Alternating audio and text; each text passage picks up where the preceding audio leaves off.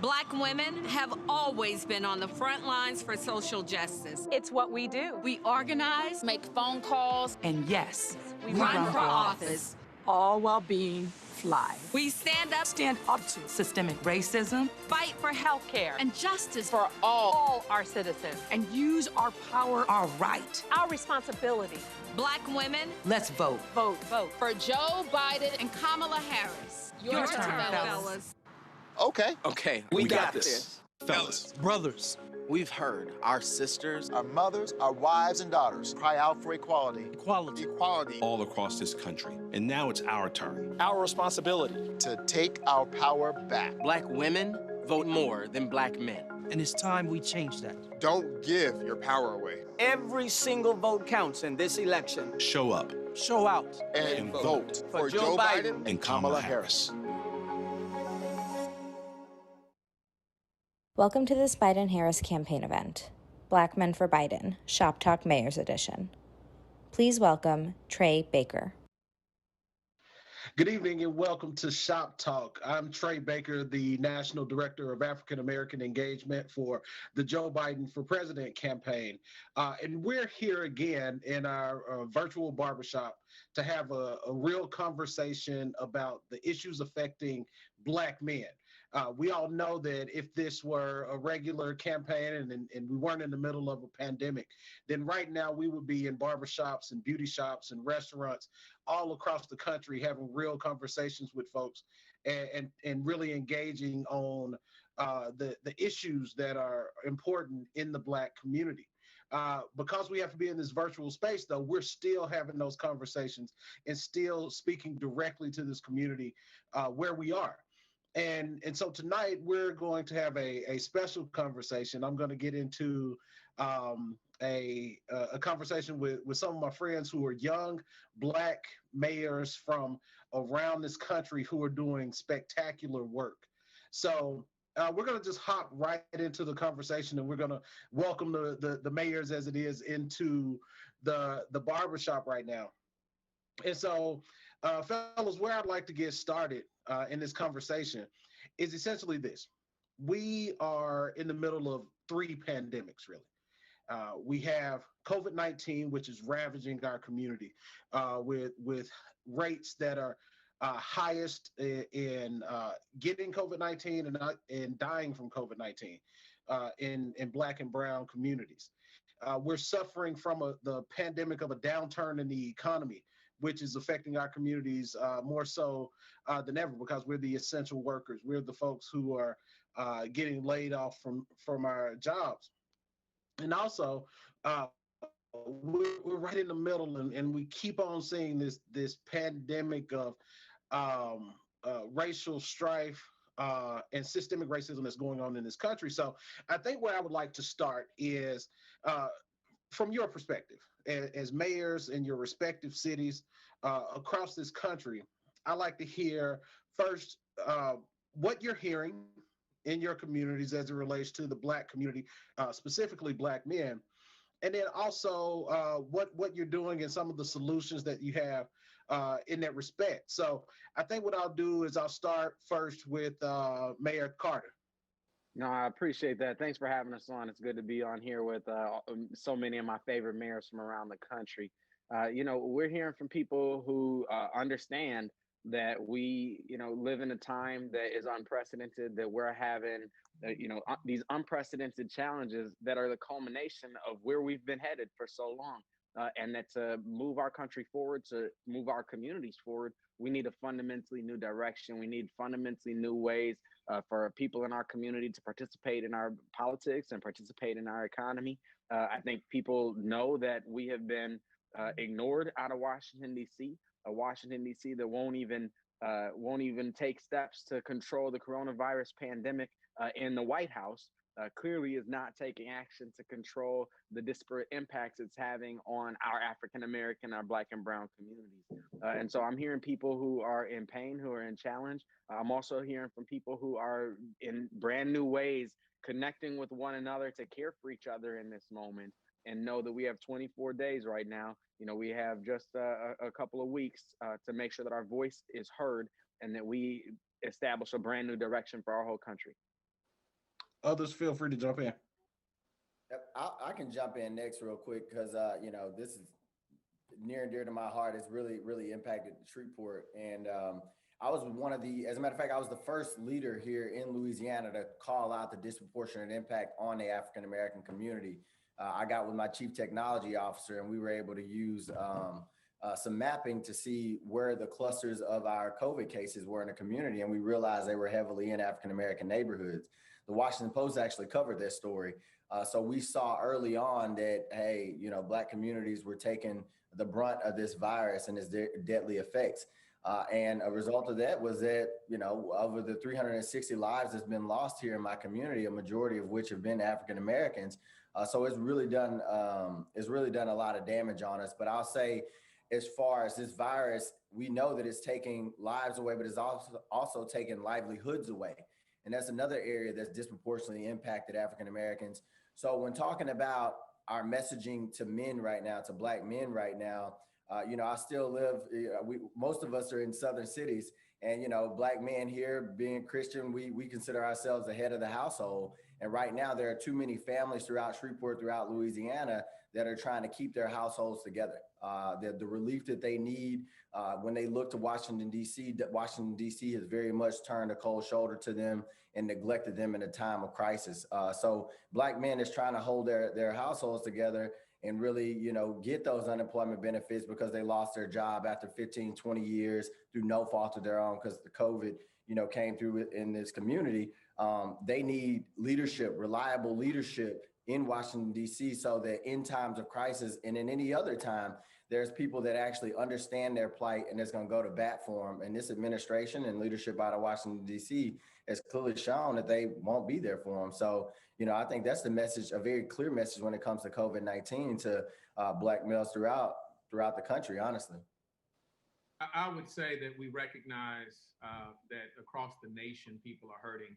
But we would be less than transparent if we didn't say that our communities are hurting in a very unique way. Many of us serve large, you know, diverse communities, Black and brown communities, or have significant populations that are being disproportionately affected. And I think that it's important to recognize that COVID-19 didn't come here to discriminate against Black and brown people. What it has done is shine a light on what has already been taking place. And in some regard, it's sad to say that absent COVID, absent the social unrest that has been taking place, it feels for so long that we haven't been seen, right? That our communities haven't been seen, that what people are dealing with haven't been recognized. And so I think that it's also a moment while we're dealing with the frustration, there's frustration with how people are solving their conflicts at this time because they're suffering from economic strife. They're suffering from health issues and you know, food insecurity and housing insecurity. And all of these things have been amplified in this moment. But I think that this is an opportunity where, you know, while we have so many great organizers over history, I think oppression is the greatest organizer of all time. And so we should take this moment as a rallying cry to make sure that we come out in November, that we make our voice clear and that we vote for a change. But beyond that, that we stay engaged even past the voting day, past, you know, running to the polls. We have to be engaged in our communities each and every day. And it takes all of our community to be engaged in that way. I'll jump in real quick. And I couldn't agree more with all of my brothers thus far. You know, the triple threat we're facing, the fire, the sinkhole, and the tornado of these three pandemics are overlaid upon the challenges that Black America faced already prior to earlier this year. It's so important for us to I think, listen very closely to so many voices that have been elevated over these last several months, voices that felt, for whatever reason, they were not able to break through to make sure that those of us who hold elected office are listening to their challenges, their hopes, their dreams, their demands. And I really think that we play a very unique role in that construct as Black men. There's some currency we have there, and we've got to make sure that over the next several weeks we elevate that, but that we're really translating to people that when Joe Biden's elected president, when Kamala Harris is elected vice president, that there will be a clear gateway to help them continue to share their opinions, concerns, and address those major issues. I think there's a key role here, and obviously excited about all that we can do. As it relates to Trump, this is a game of inches. They're not trying to win all the black votes, and they're trying to win all the black men vote. They just want to carve out a little piece right there.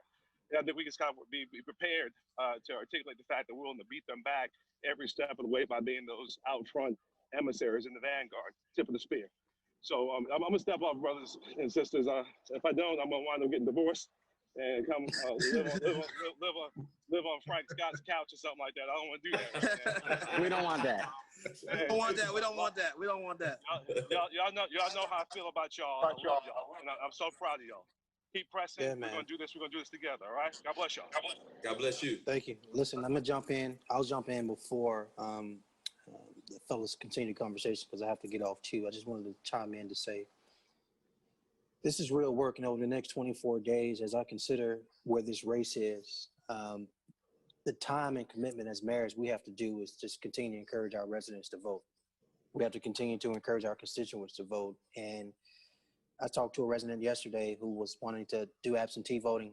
She was in line with her daughter. Her daughter's 8 months pregnant. They stood in line for over 2 hours, and they gave up because it was just taking too long. And I had to end up picking up the phone and calling the county clerk's office to talk about how can their process be better. Is there anything the city can do to assist y'all, additional space, whatever. The point is this: if it's this way now, we have to consider November 3rd long lines. We have to consider people not being patient. We have to consider voter suppression. We have to consider intimidation. We have to consider all of these things. Everything in our power as mayors, we have to continue to encourage our people to vote no matter what. Stay in line no matter how long. Hell, we'll bring you lawn chairs if we have to, food if we have to, put a DJ out there if we have to. Stay in line and vote. But this is critical. I'll be around barbershops and beauty shops for the next 24 days, walking into them, encouraging folk, talking to the owners, talking to the customers. I love y'all fellas, man. Thank y'all for the work y'all do. Wish I could stay on, but y'all keep rocking it out for me. Can I add, because I can't stay long as well, but I just want to, 2020 has illuminated the inequities we've seen in our society for a very long time. It's shined a bright light on a lot of these inequities. And for me, I believe that the next 4 years, because I think the next decade are probably the most critical years in our country's history since Reconstruction. And so the real test for us as a country will be, where are we going to be when 2030 hits? Are we going to have the same disparities, the same gaps between Black and white Americans when it comes to public education, when it comes to housing, when it comes to generational wealth, when it comes to healthcare? That's the real test for us over the course of the next 10 years, which makes the next 4 years even more critical, right? Because we need a leader who's going to put us on a path that ensure that we lift up Black and brown people, particularly Black men. And so if Black men are looking to make their choices this November, they have to realize that this is the most critical choice you will make in your life at the ballot box. I truly believe that, because it's been us who have been injured and endangered over the last, not only the 400 years, but also the last 6 to 7 months when it comes to the coronavirus, the pandemic, and also the highlighting of police brutality and whatnot over the course of the few years we've seen. That's been on CNN, that's been on Fox News, it's been on MSNBC. So you have to vote as if your life depends on it this year. That's just the bottom line. And I don't want to be too provocative or anything of the sort, but that's what's on the ballot this year. That's exactly what's on the ballot. And I believe that we have a lot to lose if we vote the wrong way in 2020. I kind of definitely agree with my fellow brothers who are here today. And I think one of the things that has constantly been on my mind in the wake of a lot of the social and civil unrest that each of us have been blessed to lead in this moment. And many of us being millennials, some Generation X, you know, we've read about the civil rights movement. We've heard about it. Clearly, we're students of history, but we're now living in our own generation's Emmett Till moment, Emmett Till era. And so we got to continue to lead. I think one of the things that we are figuring out because of the pandemic, not that we're figuring out, we already knew it, but it's more apparent and more acute from a healthcare disparities to financial disparities, and looking at who received and who did not receive PPP loans. And so what we have to do in this current moment is focus on justice, focus on equity, and focus on the eradication of racism in all that we do. And as we enter into these last 24 days, most importantly as mayors, we have to focus on the security of our electoral process. We have to ensure that everyone has access and safety when they're going to the polls. I think that's one of the things that we have to do, in addition to having the engagement to ensure that as many people as possible are utilizing their God-given right and exercising their voters' rights over these next 24 days. You know, I think I'll conclude this with a few points, and I think a lot has already been said of value.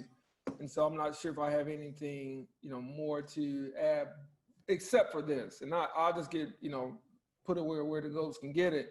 Is you have to vote for Joe Biden and Kamala Harris. Let me be abundantly clear. There has been a deliberate rollback on freedoms in this country, and there's been a deliberate and intentional obstacles placed in the path of communities of color, in particular Black communities, and I think specifically where Black men are concerned. When it comes to Governor of Florida supporting the overturning of the ability of felons to vote, even after that's been passed, that's something that impacts all communities. But it certainly disproportionately impacts many men who are coming back into their communities seeking to reestablish themselves now that they're back out of the unjust criminal system that we have. And so when we think about the type of judges, when we think about the type of policies that have been supported, that starts at the top. And so, you know, from the way I view it, we have a lot at stake in this election, and the cities that we represent, the residents that we represent have a lot at stake, whether it's our policies that we would like to implement to level the playing field and to close the chasms that exist in income inequality and access to healthcare and public education, or whether it is how do we invest in disadvantaged neighborhoods and underserved communities through opportunity zones, through you know, HUD grants, working with the Department of Commerce. These things impact all of us in our communities. And when I think about engaging Black men in this race, I think about what do we want to do?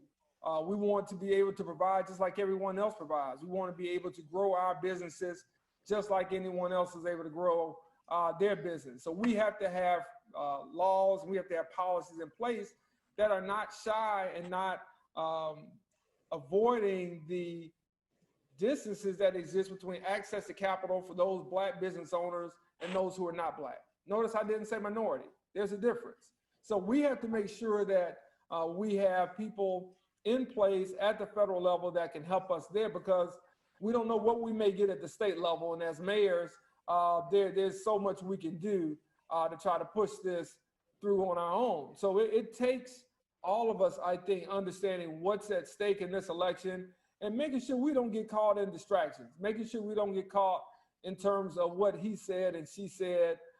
We have to look at the record. And the Republican nominee, in this case, has a record of 4 years to run on. It has been disastrous for America. It's been cataclysmic for Black America. And I think those are things that we need to make sure as Black men, we step up and we acknowledge and we lead this effort to go vote. I'm proud of Black women for being the reliable voting bloc that they are. But I believe that Black men must also assume the responsibility and be accountable in this election to come out and vote. Doesn't mean it's perfect, doesn't mean it changes overnight, but it means that we have some skin in the game and we're part of the process to make this better for everybody. I just wanted to add one more point. Both listening to my brother Mayor Reed and what brother Benjamin said not long before he left, where he talked about that this election is a game of inches, and what the Trump campaign is seeking to do is just carve out a certain segment of the Black community in order to survive. And I don't want anyone who's listening to this to get that we're making the issues of our communities monolithic. The Black community is not monolithic. It has much diversity in it, and people come from various backgrounds like any other community. But I think what you hear my brothers saying is that no matter your perspective, no matter the unique vantage point in which you come to this discussion, there is no interest that you might have that Donald Trump is best for your interest. When I look at even the touting of the economy before the pandemic, first and foremost, there's a lot of misrepresentations within that because where the economy was going already. But also, we have to deal with this equity question. And when you look at a pie, it may be true that as the economy has been improving, that the pie may be getting larger. But the question you really have to ask is your slice of the pie getting any bigger? And that is what we have seen over the last 4 years, is that far too often our community's slice of that pie has not been getting any bigger. And people have been working, they have been the working poor. They may have a job, but they aren't working, they don't have living wages. And so, as my brother Adrian has said in the past, they aren't just, people aren't just fighting for access to capital. People are literally fighting for access to live in this moment. And so we got to be aware of that and really be in tune with the record. If I can jump in and piggyback on some of the thoughts, because we've transitioned to quite a bit, but I'll say this. I think if anything we've realized in these times of crisis that we're going through right now, especially for African Americans in this country, is that the entire political system has to work for them. Me and my brothers on this call, we have done everything that we possibly can at the local level to shore up our communities, to make sure that we were putting out the messaging, the public health messaging, so people stay safe from this virus, from giving out, whether you're talking about micro grants or assisting our local businesses to try to keep Main Street strong, because we know Main Street does not correlate to the numbers that we see out of the stock market and Wall Street. We've done everything that we can, but the state leadership is extremely important and federal leadership is extremely important. And that's just not talking about COVID, the response to COVID-19, but there's implications with our ability to vote. We talked, it was already referenced that the governor of Florida has taken away the right from, formerly incarcerated people to be able to vote even after that law passed. We know at the federal level right now, people are waiting on unemployment benefits and have been waiting on our Senate to actually pass a bill since May when the House passed the HEROES Act. That lack of perspective, it's what's hurting us the most. And it's the leadership at the other levels, not at the local level, because we see it every day. It's leadership at other levels, particularly the federal level, since we're having a conversation about who should be, the next president of the United States and why people should get out to vote. It's the leadership at that federal level that there's a huge gap right now, and they don't understand that families are hurting, that they have lost these jobs, that they're trying to figure out how they're going to put food on the table tomorrow. In the state of Louisiana, 20% of our households were already cutting back on food in April. That number has only exacerbated since then. People are trying to figure out how they're going to pay their rent, pay their mortgage when we're in a public health crisis, and many governments are telling them to stay inside their home. And we know that the housing moratorium is over. And it's just that lack of perspective. And I think worst case scenario will be the apathy out of Washington, D.C. and the leadership out of Washington, D.C. right now that's really hurting us. So at the end of the day, we got to get out the vote to make sure that we are putting people in those leadership positions that believe in a functional government from top to bottom, and also have a perspective on our lived experiences every single day in the Black community. And can I add just real quick before we move on, is that someone stated earlier that we are not all a monolith, right? I mean, remember, there was a primary election before there was a general election that'll be coming up on November 3rd. And all the Black men on this call who are also mayors as well, we all don't think the same, right? We have own independent thoughts that because we represent independent cities as well. And we all didn't support the same person initially, too. But what we all agree on is this, that Donald Trump is not good for our communities, period. Hard stop. Hard stop. And so if we want to our communities to progress, our cities to progress, we're going to need someone who's been willing to actually to step into the gap. And I think what you've seen from all of us is that we believe that individuals is Joe Biden, those individuals, Joe Biden and Kamala Harris. And that's what it boils down to.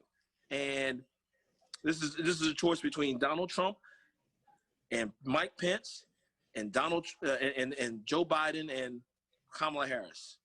And I'm choosing Biden and Harris all day, 24/7, and twice on Sunday, no matter what.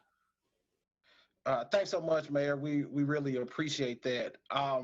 Now I just kind of want to cut through a little bit and talk about how you're addressing some of the things in your communities. There's a frustration in our community right now, particularly as it relates to Black men. There's a frustration with our criminal justice system. There's a frustration with our economic system, that these systems weren't built for us, that they were outright built against us, and not in our favor. And there's a feeling that people are just almost disgusted with where we are right now. And so as you go into these barbershops, as you go around your communities, and you find a young brother who's just trying to make ends meet and trying to make it work, and you want to have a real talk kind of conversation, like we're in the barbershop right now. And so what are you saying to people to, one, let them know the importance of voting and the importance of this moment? And how are you cutting through in dispelling those myths, those things that are going on, those folks who are out here telling people to hold their votes?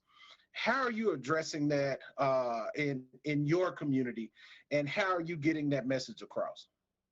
So if I can jump in there, and let me say this to begin, and I don't know if we can underscore this enough. People are really, really, really hurting right now. And you know, my brothers on this call, we've talked on various occasions, and I know that they're suffering from many of the same things that I'm suffering from here in Jackson, and my people are suffering from here in Jackson. And so we have to recognize that pain as being real, right? And people aren't battling or fighting for the ideas in our head. They're fighting for the material benefit to live better lives. And so we have to recognize that. And so what I would say to that person, you know, I actually, Professor Ruha Benjamin, who I think profoundly said, listen, we must not only dismantle the world we don't want to live in, we have to be the most active participants in building the one we do want to live in.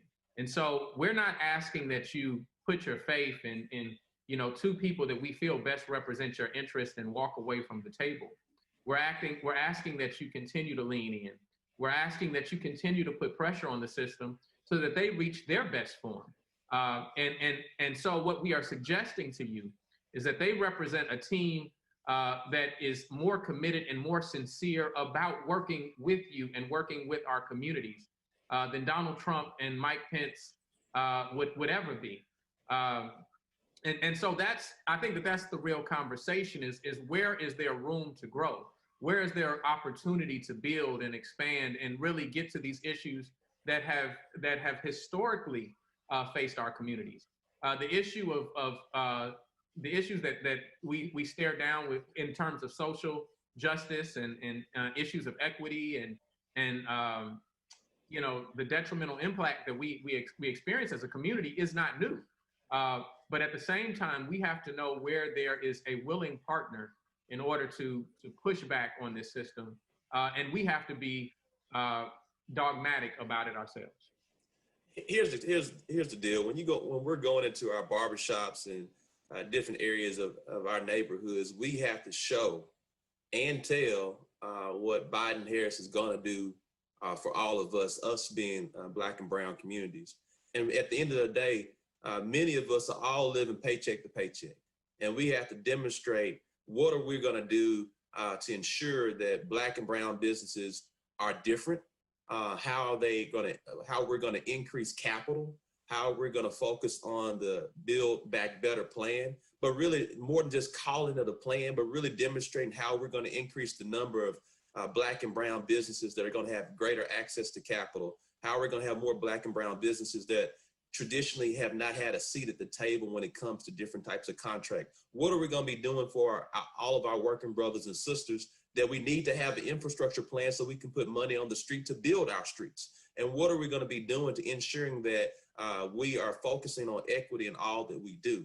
That's at the end of the day, how we're going to live and move from one day to the next. And that's what we have to be focusing on. That's what Vice President Biden and Senator Harris are already working on and have a history of that. But again, it goes down to intentionality and also to demonstrate when there is going to be leaders in place that's going to have that same intentionality that we are preaching and teaching about from the campaign trail, that when we get an opportunity to govern, that it really shows up and we do not forget from whence we come from.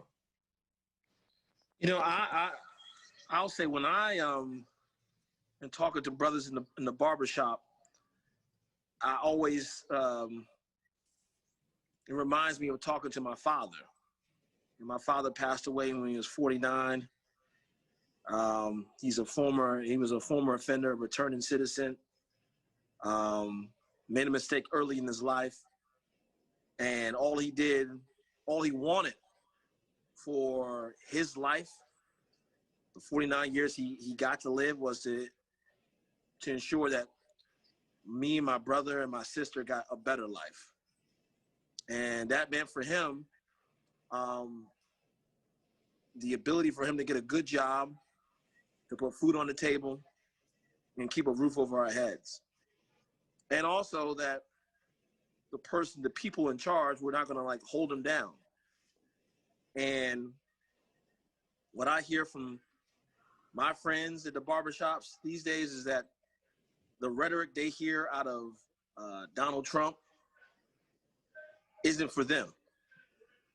How are they going to put food on the table and keep a roof over their families' heads? That's what they're caring about right now. And right now, I think that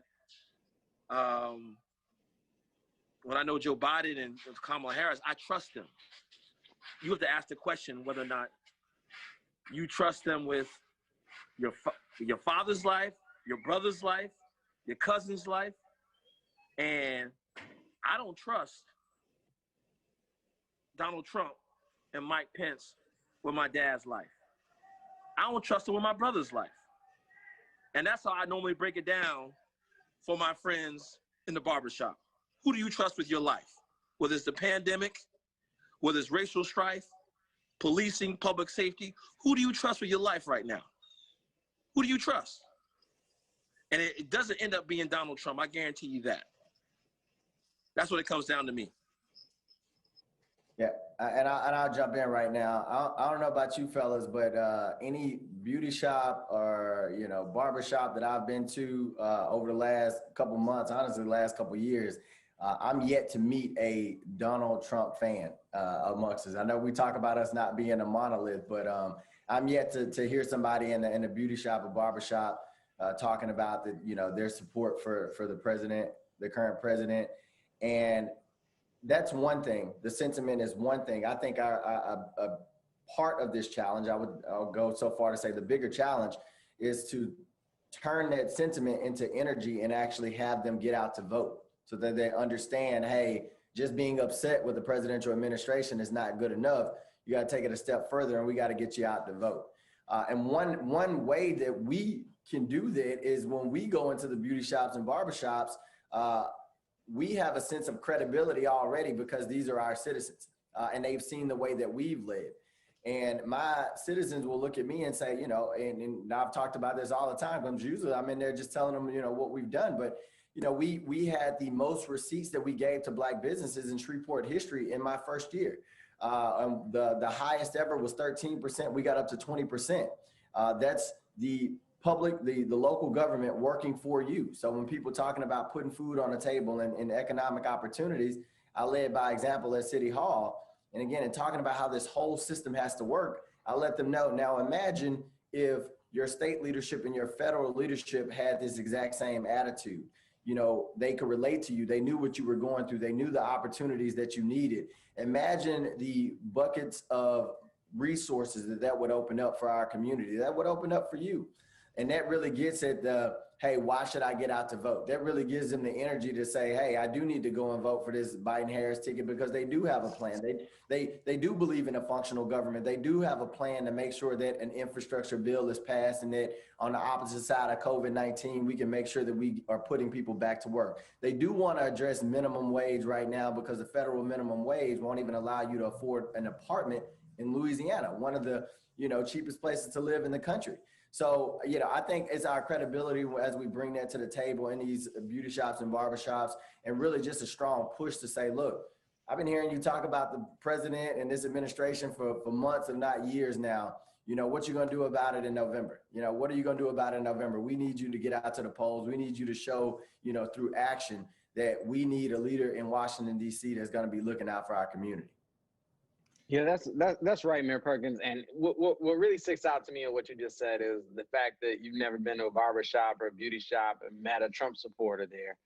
And it can't happen, because one thing we know about the barbershop is that rhetoric doesn't fly, BS doesn't fly, lies don't fly. You can't just talk past something in the way that the president likes to do. You got to be able to talk in small, simple terms and say, this is what we're doing. This is what we're doing for our country. This is what we're doing for our communities.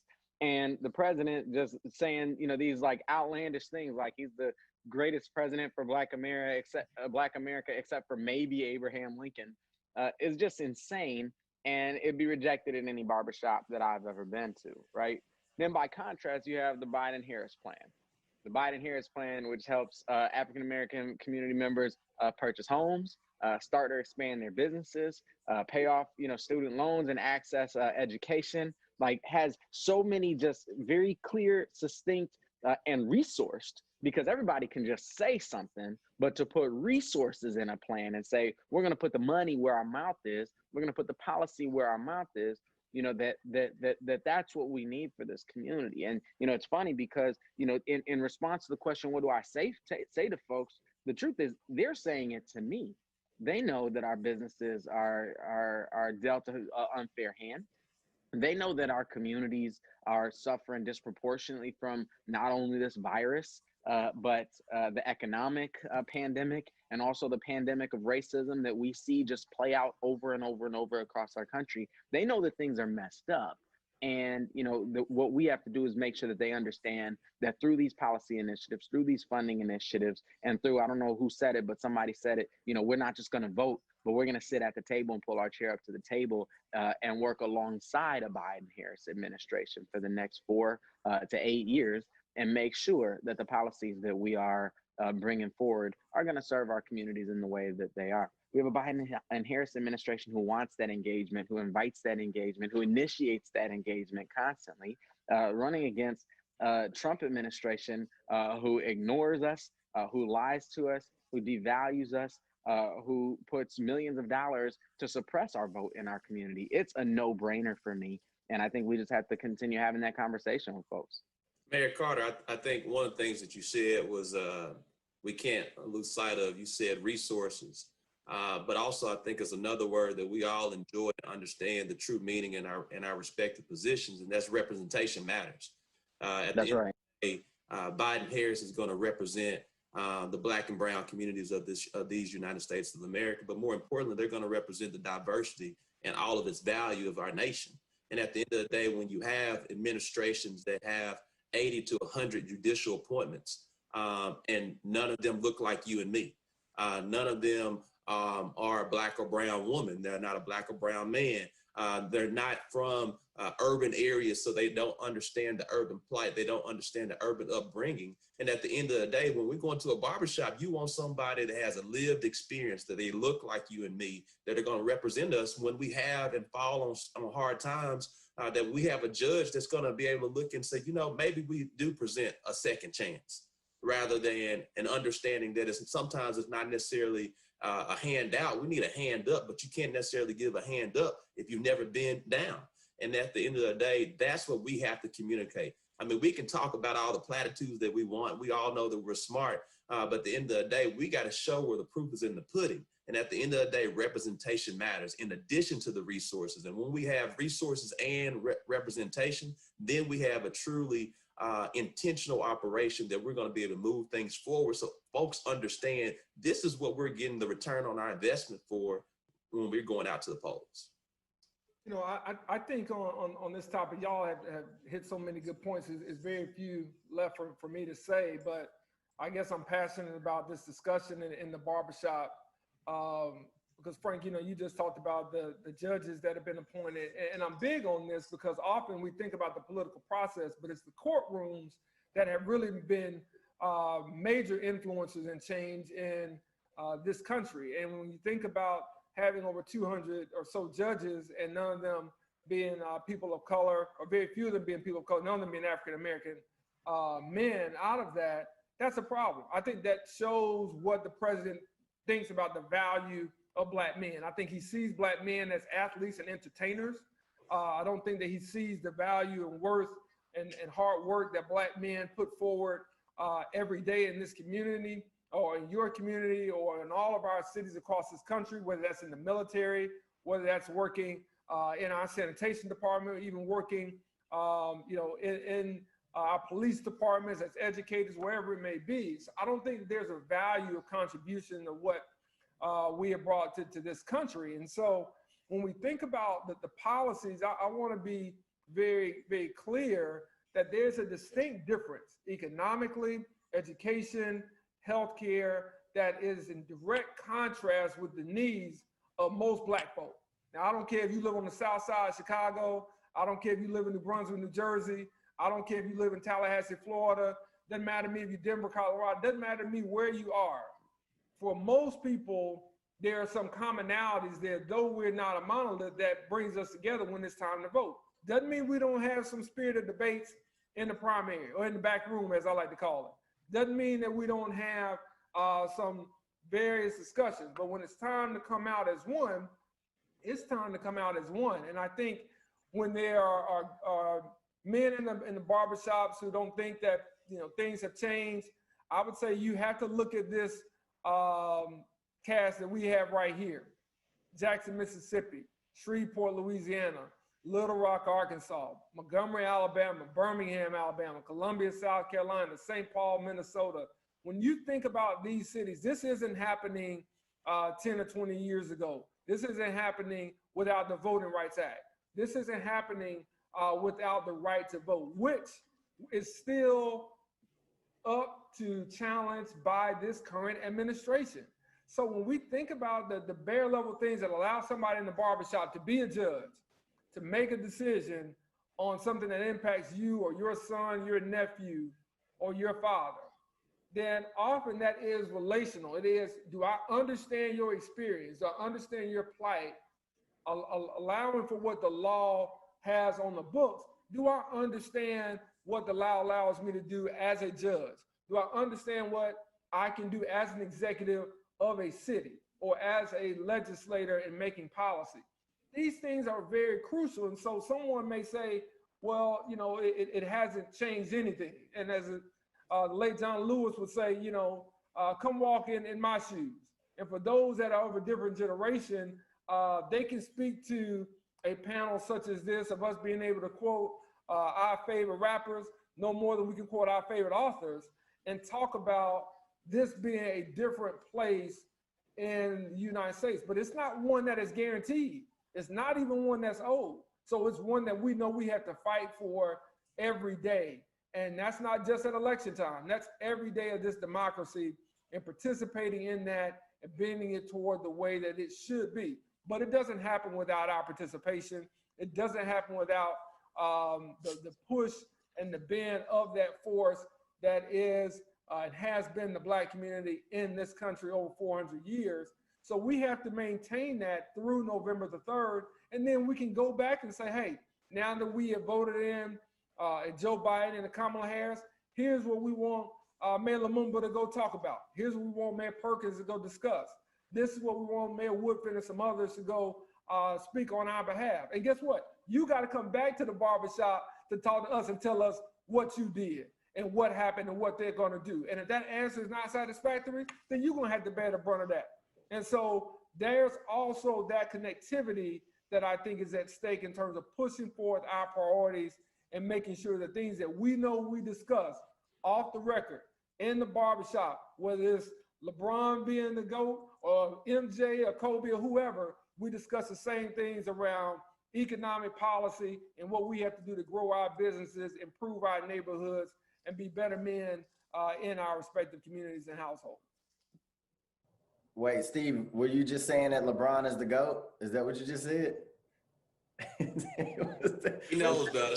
He knows better. Let me go ahead and say this. Let me bust. You can never get past 6-0. Okay, you can never get past 6-0. I was just asking a question. I didn't know if that was an example or a declaration. I was just checking. Listen, there's only one GOAT, and I think we all know who that GOAT is. I'm from Detroit, so I'd rather go with LeBron. You know what I'm saying? As a Piston fan, you know, I'd rather go with LeBron. I know that's controversial right there, but we'll go off of that discussion before I lose some votes behind that.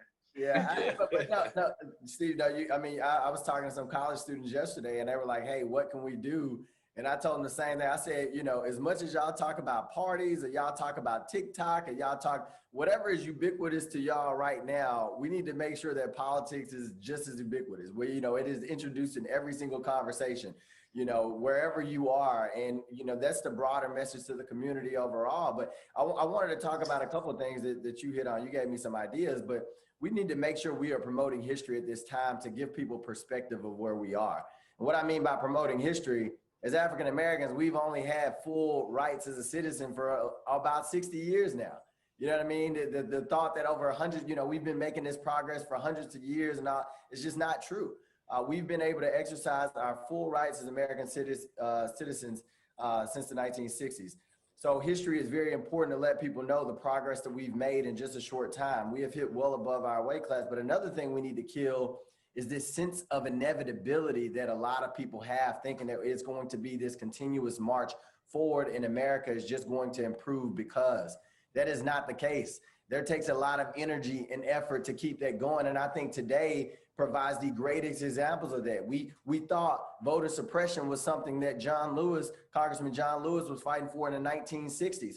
You know, when there were grandfather clauses that existed in a lot of our communities, when there were literacy tests at polls in a lot of our communities, when there were poll taxes. But what we're seeing today, the undermining of the U.S. Postal Service, one drop box for entire cities of millions of people in some areas to do early voting, you know, the rhetoric out there telling people to vote 2 times and all this crazy stuff, and just, you know, the doubt that they're casting over our democracy to try to suppress our votes in various different ways.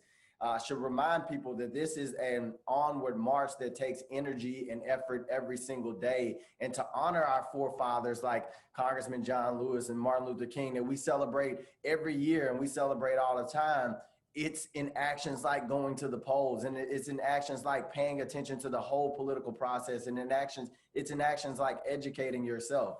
So no, I mean, you gave me all those thoughts, and I just wanted to put that out there. Again, it's motivation to get people out and vote for this Biden-Harris ticket. All right, so I want to jump in right there and make sure that we get this question out, because this is something I just find incredibly interesting. There's something very dynamic about all of you, this brotherhood of young Black leaders of cities across the country. And I just want you to for a minute, talk about the brotherhood, talk about how it impacts you, how it helps you, and to kind of let us in on what people may or may not know about how this unit has come together. I've seen a lot of you work during my time in municipal government. I've come across you, Chokwe, in Mississippi, and Melvin Carter has been instrumental in training me and so many others to do politics just in and of itself. So speak to us a little bit about the brotherhood and how it's been helpful to you as you've gone on to do these incredibly difficult jobs that you do, leading these big cities across the country. Look, I'll jump in right there and tell you that, I'm really proud of the stuff we've done in St. Paul over the last few years. And it just doesn't happen without this group of brothers, man. The brothers who were on earlier and dropped off, and the sisters. We have some amazing, just Black women mayors who are just incredible, who provide some incredible leadership. I follow them on Twitter. When they do something amazing, I do it 30 minutes later. And kind of send it to my team. We're constantly texting each other and tweeting at each other and calling each other and say, how'd you do this or when'd you do that? We exchange policy. We pray for one another. Hey, talk Mel, to each hold other on, at 3 in the morning. Yes, sir. But we also call, Mayor Lumumba fake Drake. He. See, I wasn't even going to go there. I mean, Drake tries to make himself look like Mayor Lumumba.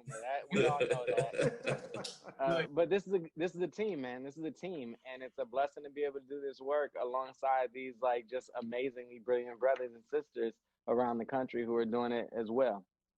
No, I'm going to be brief because I'm going to have to get off here shortly. But at the end of the day, it's nothing better when we're going through the amount of challenging times and stress that we can call on one another because, A, someone's already been through it or they're currently going through it at the same time. And so in times like this, it's nothing better to call on your brother or some of our Black sisters as well as we're moving forward in these challenging times. It truly is a brotherhood, but also it's also great to just kind of joke around as we often do because we all need a bit of levity. Yeah, we all, this is a sincere friendship that you see here. We all have similar experiences that we're facing, and as friends, not only do we need sometimes professional support, but we need a moment of relief, and so like in the middle of this call, I'm about to call it out. In the middle of this Zoom, Melvin sends me a meme about me saying that we are not monolithic. That's how petty he is. We are not a monolith. But we help support each other. In fact, I had to see my chiropractor the other day for carrying Melvin through this process.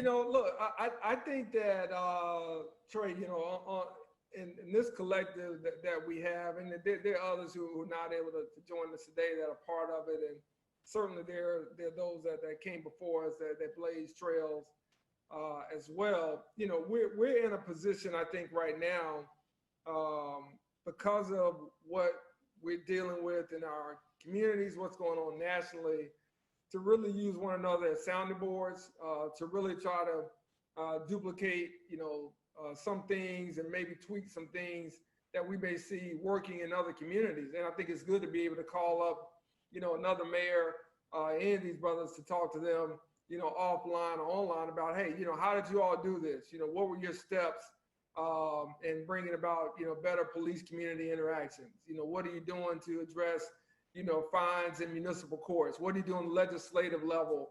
Why are you looking at some of these policies and how those things working? It's good to be able to have that friendship to call and just kind of get an idea, or just kind of someone say, hey, you know what? I tried this, or I did it a couple of years ago, and here's what you may want to look out for. You kind of factor that in. And so I think having a collective like this makes us all better. I think it helps our communities, and I think it helps us as leaders to be better. And certainly, as has been pointed out, we're going to make sure that everybody stays humble, whether it's frat related, whether it's your undergrad, whatever it may be. The office you in? That's over. or what office you in, because you can't wear small shirts with big biceps, like mayors of Shreveport do. You gotta button it up a little bit. So we're going. And Mayor Reed.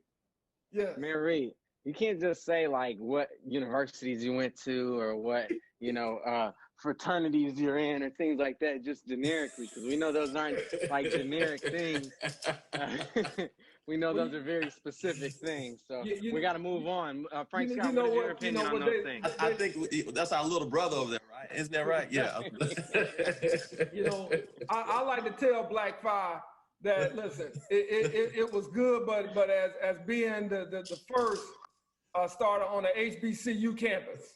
and being one who's an HBCU grad, I don't have to wear my letters across my chest. You know where I went. You know what I call, and that's the house.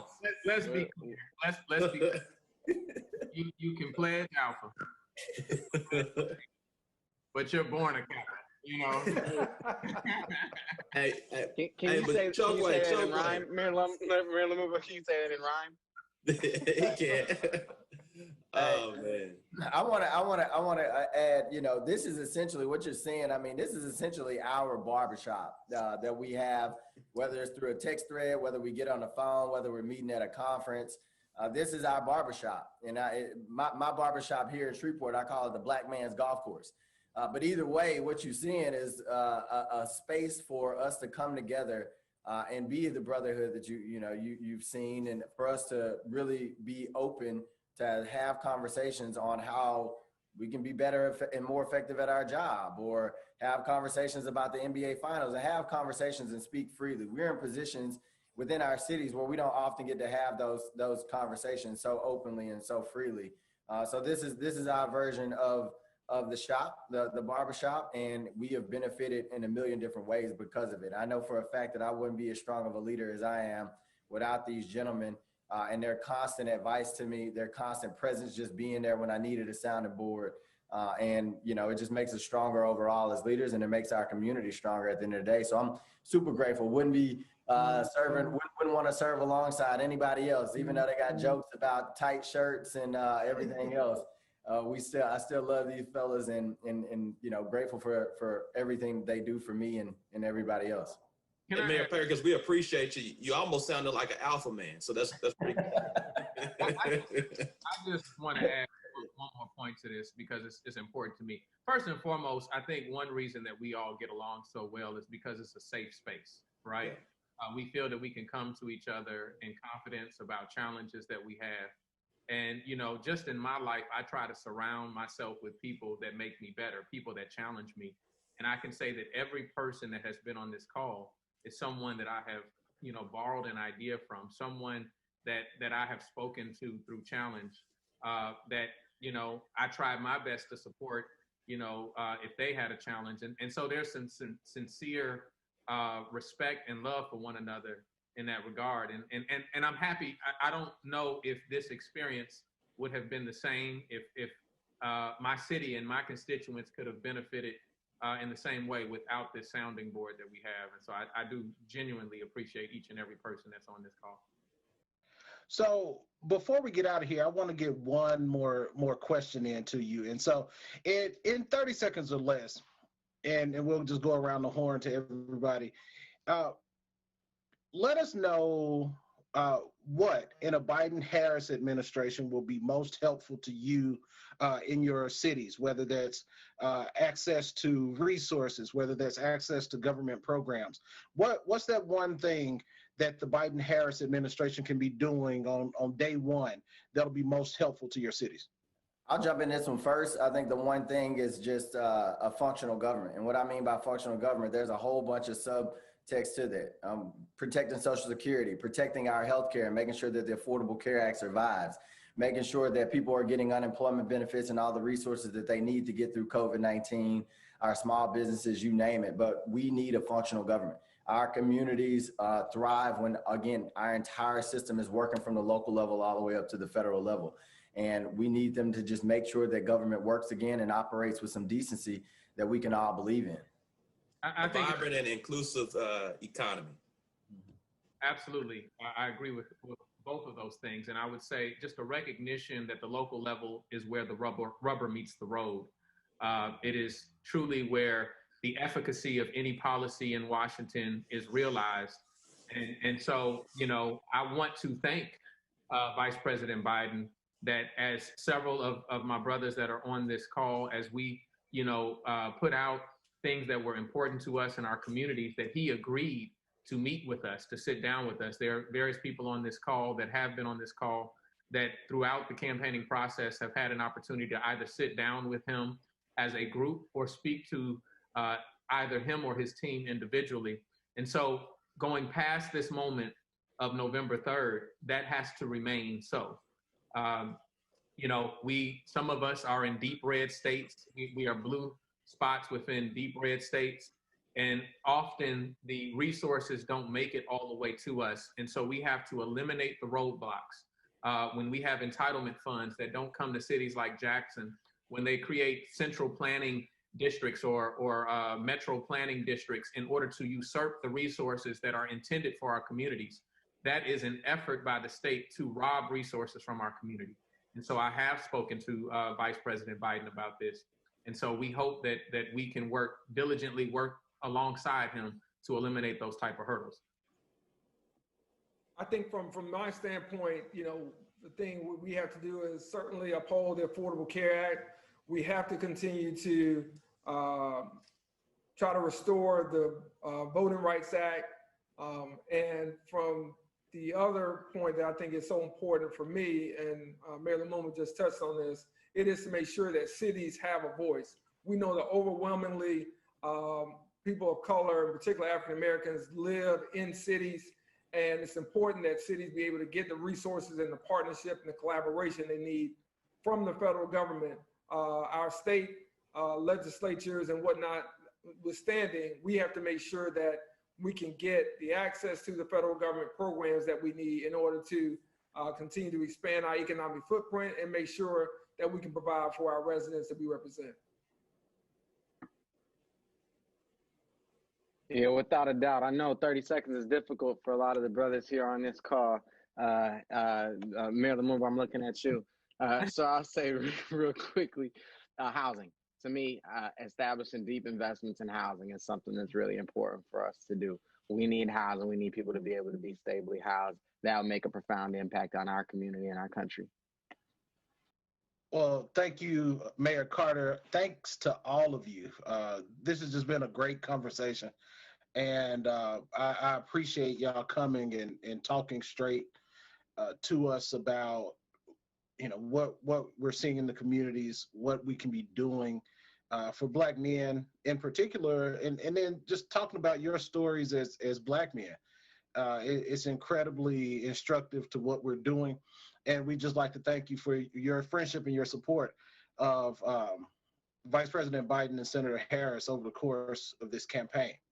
So in conclusion, we're going to keep having these conversations. We've got a great shop talk conversation coming up this weekend in Michigan.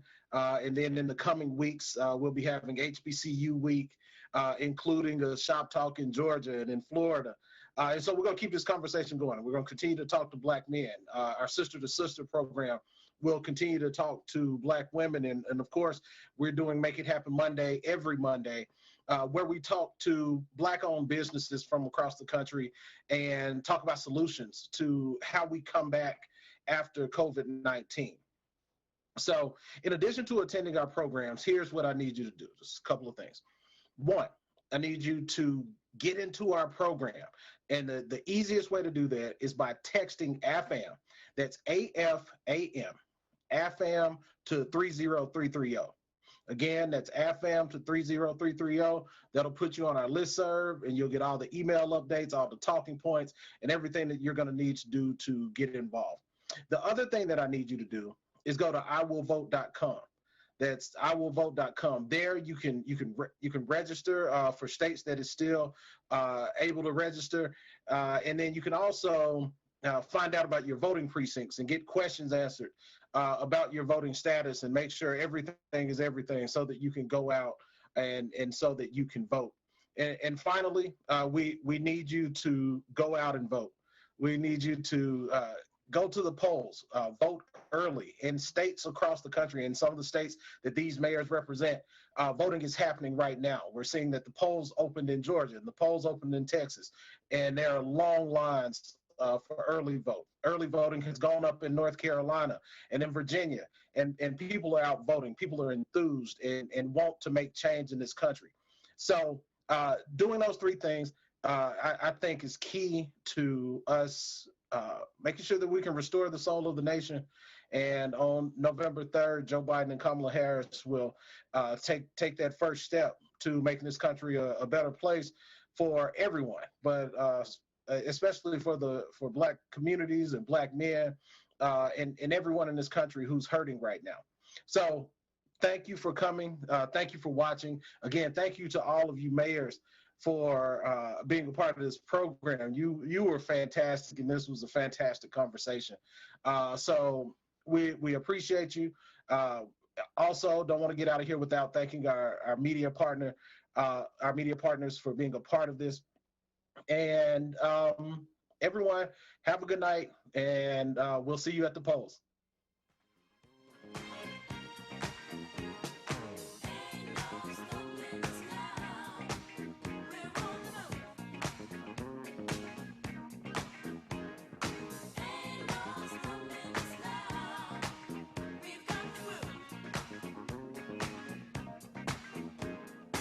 There's been so many things that's held us down, but now it looks like things are finally coming around. I know we've got a long, long way to go, and where we'll end up, I don't know. But we won't let nothing hold us back. We're putting our show together, we're polishing up our act.